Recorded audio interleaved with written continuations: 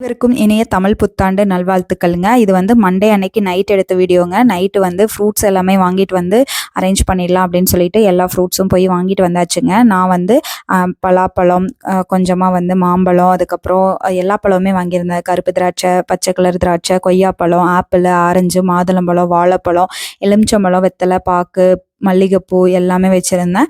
அதுக்கப்புறம் கோல்டில் ஏதாவது இருந்தால் அதுவுமே வைக்கலாம். ரூபா நோட்டுமே வச்சாச்சுங்க. சரக்கொன்றைங்கி பூவுமே கிடச்சிதுங்க. ஸோ அதுவுமே வந்து இந்த வருஷம் வச்சாச்சு.